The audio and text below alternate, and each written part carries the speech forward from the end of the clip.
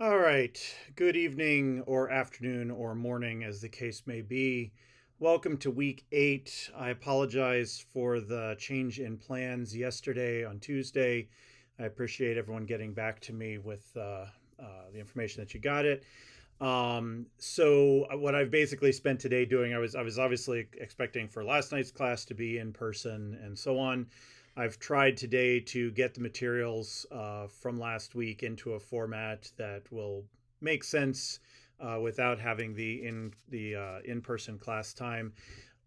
So if anything from this week in particular doesn't make sense to you based on what's online and based on this video, please reach out. I'm more than willing to clarify anything along the way. So with that said, I just want to use this video to kind of quickly go over the scope of this week and point out a couple of things in terms of the process.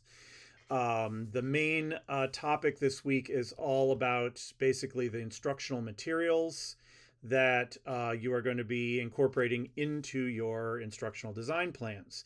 The last several weeks have been about breaking down the various steps of the process to get to your goals and figuring out what kinds of learning are happening along the way. Today, we start making the bridge over into actual physical reality by starting to think about the materials that will be used to support that learning. You are not going to be actually creating the materials at this point or collecting them or even necessarily knowing the specifics, but we are going to be focusing in on sort of what kind of materials will be best for each step of your process. And starting to get a handle on what you're looking for. So we're going to be talking about aligning materials with the instructional content and with your goals, and then how to incorporate that information into your phase 2 documents. I have an example of that. So here are the sequence. First thing is going to be to watch this video that I'm creating right now. So this is kind of meta in that I'm talking about a video that is the video that it is being talked in about, or something like that. That obviously you'll be doing that first. Then I've broken down the main instructional pieces this week onto 2 pages in the Moodle. Part 1 is sort of background on materials and tools and some general concepts. On this page, basically just work your way down through this page. Some of the information is right here on the page for you to read. There are links to 3 different articles along the way. Those articles also appear in the Moodle by themselves as separate things, but sort of read them in context because they each serve to support sort of what's being talked about. So going to just get a basic understanding of what materials and tools means when we're talking about that, and a little bit about how materials are broken down into various categories. Then moving on to selecting and aligning those materials, tools with your goals. So there's some information here. Actually, the first bit has to do with learning styles, which is that whole discussion of visual learners and auditory learners and kinesthetic learners and all of that. And some interesting information that some of you may know, but some of you may not, about what the research actually says about that, because learning styles is oftentimes something that people use when they're determining what kinds of materials to use and how to present instruction in a classroom. So I wanted to start by kind of addressing that issue. And then I've got sort of a 3-part framework here to think about in terms of that selection process, including appropriateness and engagement and accessibility with your materials. So there's going to be some information about those, as well as a 3rd article that sort of supports and goes into a little more depth about some of those things. So this page is basically about just setting the stage and getting a little bit of an understanding and a framework for the materials, for what materials are and how they're thought about and how to go about picking the correct types of materials for an instructional goal. Then you move on to part 2 of this, which is the 2nd page in the Moodle related to this. And this is basically then about how you're going to incorporate this information into your instructional design, into your phase 2. This is basically the final part of the planning phase, which is phase 2 for our instructional designs. So this is really more about the nitty-gritty of what you're going to do.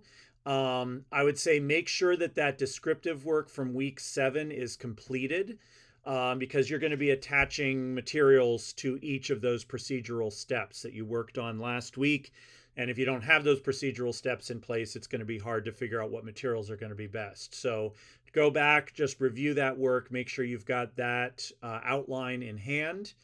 Then for each of your procedural steps, so you've got the IPA, or sorry, the segmentation steps, where you have your big goal, and we broke that down into some broad steps. And then within those steps, last week we were talking about the procedural, the learning type, and that was, is it a procedure you're teaching? Is it a problem solving skill you're teaching? Is it a psychomotor skill that you're teaching? And with each of those, we had come up with the procedural steps.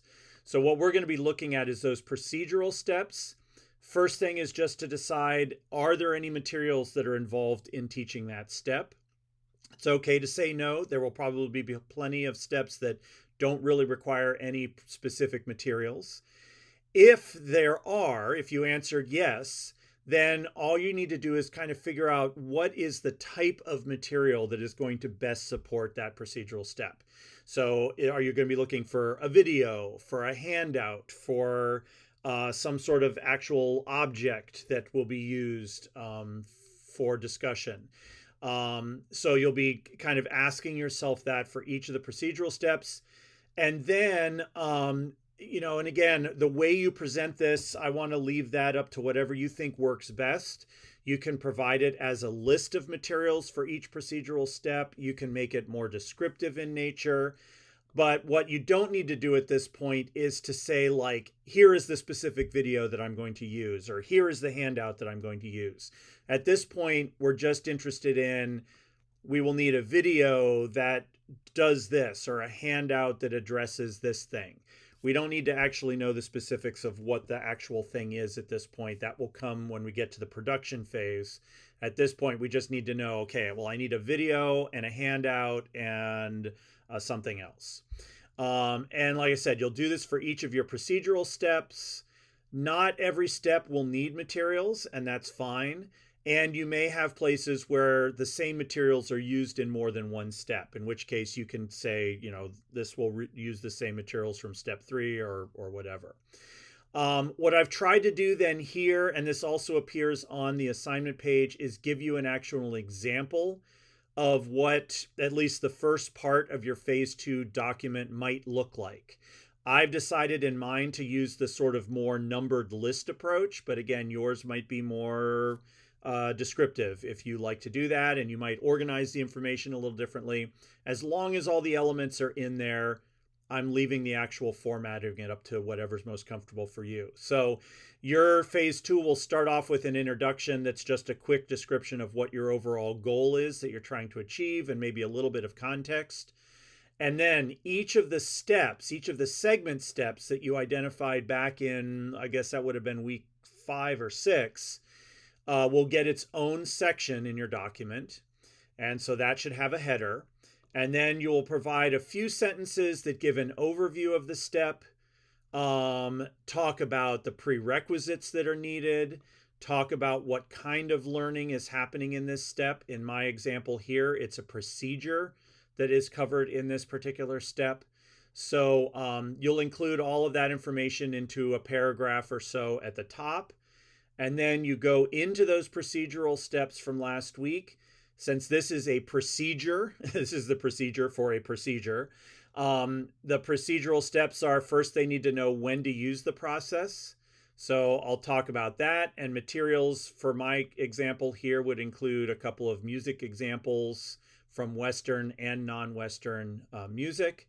So I've decided to include my materials as kind of a numbered list.